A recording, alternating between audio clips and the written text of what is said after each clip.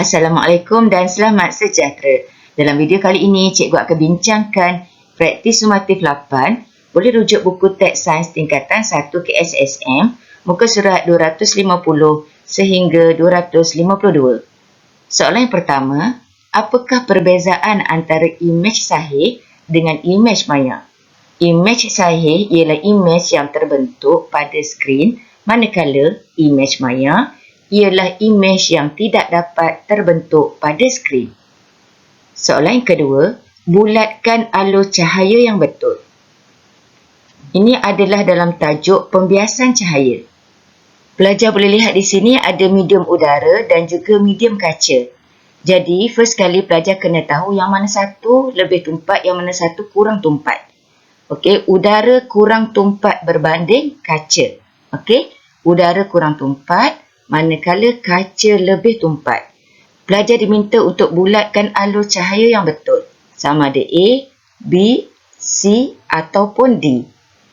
Jadi di sini cikgu kongsikan formula yang senang pelajar ingat, iaitu Coulomb. Q ialah kurang tumpat. Okey, cahaya itu datang dari medium kurang tumpat. L ialah lebih tumpat. Dan D ialah dekat dengan garis normal. Okey. Ini ialah satah permukaan. Ini adalah garis normal. Garis normal adalah garis yang bersudut 90 darjah dengan permukaan medium ini. Okey. Jadi, cahaya tadi bergerak daripada udara, okey, kemudian masuk ke kaca. Jadi, udara kurang tumpat, okey, udara kurang tumpat, masuk ke kaca lebih tumpat, maka cahaya akan terbias mendekati garis normal.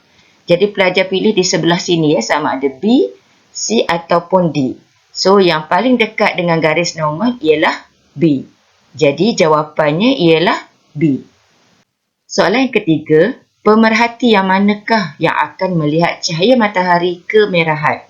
Okey, ini di waktu senja ya.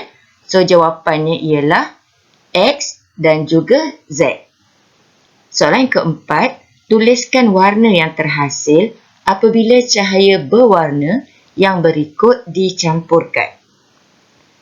Jadi apabila cahaya merah bercampur dengan cahaya biru, akan dapat magenta. Cahaya merah bercampur dengan cahaya hijau, akan dapat warna kuning. Cahaya biru bercampur dengan cahaya hijau, cyan. Soalan D, cahaya merah bercampur dengan cahaya biru dan cahaya hijau, maka hasilnya ialah warna putih. Soalan yang kelima, periskop dibina menggunakan dua cermin satah. Nyatakan ciri-ciri imej yang dapat dilihat oleh pemerhati. Okey, ini adalah periskop dan ciri-cirinya ialah tegak, maya dan sama saiz. Okey, pelajar masih ingat lagi kan maksud imej maya? Iaitu imej yang tidak dapat terbentuk pada skrin. Soalan yang keenam, pernyataan berikut menerangkan cermin sisi kereta. Objek kelihatan lebih dekat daripada jarak sebenar. Apakah jenis dan fungsi cermin sisi seperti yang ditunjukkan dalam gambar foto 1? Jenis cermin ini ialah cermin cekung dan ianya berfungsi untuk melihat kenderaan di belakang dengan lebih jelas. Soalan yang ketujuh, lukiskan gambar rajah sinar yang menunjukkan kaki kelihatan pendek dalam rajah 4. Okey, ini adalah rajah 4 dan pelajar diminta melukis gambar rajah sinar. Ini adalah jawapannya dan pelajar mesti lukis gambar rajah sinar seperti ini. Kaki budak ini kelihatan lebih pendek berbanding dengan kedudukan asalnya kerana fenomena pembiasan cahaya. Soalan yang ke-8, kabita ternampak pelangi terbentuk pada air pancutan di taman, iaitu pada gambar foto 2. Apakah fenomena cahaya tersebut? Okey, gambar foto 2 ini menunjukkan kabita ternampak pelangi di sini dan fenomena tersebut dipanggil penyebaran cahaya. Soalan yang ke-9, Akmal ingin memasang cermin di setiap sudut kedainya supaya dia boleh melihat setiap penjuru kedainya dan barangannya tidak dicuri. Dia diberi 3 cermin seperti di bawah. Cermin manakah yang patut Akmal pilih? berikan alasan. Mula-mula sekali pelajar kena tahu apakah cermin P, Q dan juga R. Cermin P ialah cermin satah, Q ialah cermin cekung dan R ialah cermin cembung. Jadi yang mana patut Akmal pilih? Akmal patut memilih cermin R. Okey, ni cermin R ya. Cermin R ialah cermin cembung yang boleh meluaskan kawasan penglihatan. Jadi Akmal dapatlah melihat di setiap penjuru kedainya. Soalan ke-10, seorang lelaki ingin melihat keadaan di belakang dinding seperti dalam Rajah 6. Reka cipta satu alat untuk membantu lelaki itu untuk melihat keadaan di belakang dinding itu. Lukis alat itu. Okey, ini adalah Rajah 6. Jawapannya ialah mereka cipta sebuah periskop. Bagaimanakah sebuah periskop berfungsi? Cahaya yang masuk dari hujung periskop ini akan dipantulkan oleh cermin pertama. Pantulan cahaya tersebut kemudian merambat lurus menuju ke cermin kedua. Ini adalah cermin kedua. Jadi apabila cahaya terkena pada cermin kedua, ianya akan dipantulkan. Pantulan cahaya dari cermin kedua akan mengarah ke mata pemerhati sehingga pemerhati dapat melihat keadaan di atas periskop.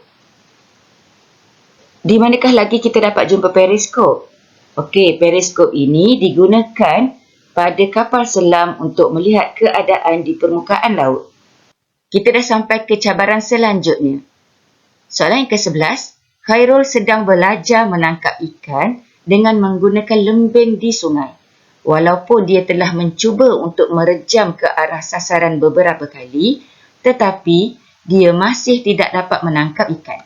Berdasarkan rajah di bawah, nyatakan apakah fenomena yang berlaku. Bagaimanakah anda dapat membantu Khairul untuk menangkap ikan? Terangkan. Okey, ini adalah rajah 7. Ini adalah ikan yang sebenar dan ini pula adalah imej ikan. Okey, nampak ya ianya kelihatan lebih cetek daripada yang sebenarnya. Fenomena yang berlaku ialah fenomena pembiasan. Khairul perlu tujukan lembingnya pada kedudukan yang lebih dalam ke arah dasar sungai. Hal ini demikian kerana pembiasan cahaya berlaku apabila sinaran cahaya daripada ikan bergerak keluar daripada air. Oleh itu, imej terbentuk lebih hampir kepada permukaan air.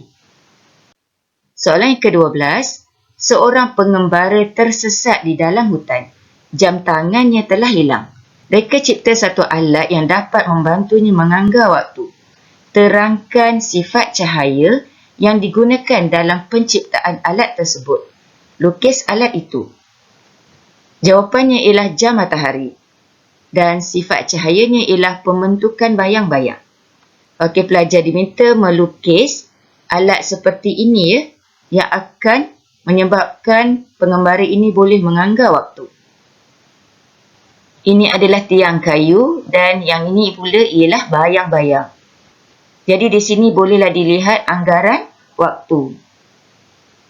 Cikgu harap semua pelajar telah pun faham praktis sumatif 8. Teruskan belajar.